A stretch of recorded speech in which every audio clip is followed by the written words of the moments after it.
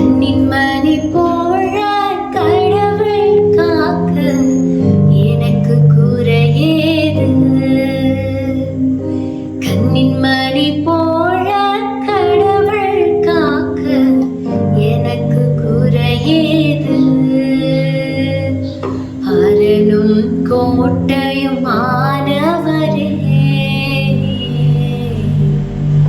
அரணும் கோட்டையும் ஆனவரே, அன்பின் தேவனாயிருப்பவரே.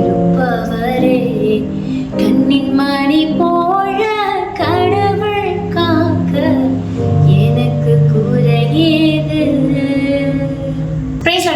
கண்மணியை போல காத்திருவார். இப்பெல்லாம் எங்கிட்ட திரும்பினாலும் எதை கேட்டாலும் ஒரே தீமையான செய்திகள் மாத்திரம் நம்ம காதல பேசுறது இல்லையா? இதனாலே அடுத்து என்ன நடக்குமோ அப்படின்ற பதட்டமான சூழ்நிலை நம்மளாம் இருக்கிறோம். ஆனா வேதத்தோட அழகான வசனம் இருக்கு, கர்த்தரோட எல்லா தீங்குக்கும் விலக்கி காப்பான்னு சொல்லி. உண்மைதாங்க. யோசிச்சு பாருங்களேன், நம்ம கண்மணியை யாராச்சும் தொட முடியுமா? நம்ம விரல் கிட்ட போனாலே இமைகள் சட்டனை மூடி அதை பாதுகாத்துக்கணும். அப்பாவும் அப்படிதான் அவரோட பிள்ளைகளுக்கு பாதுகாப்பா இருக்கான்னு சொன்னா நீங்க நம்புவீங்களா? உண்மைதாங்க. தம்மோட பிள்ளைகளுக்கு எந்த தீமையும் அணுகக்கூடாது அப்படின்றதுக்காக அப்பா இந்த மாதிரி பாதுகாத்துக்கிட்டு இருக்காரு.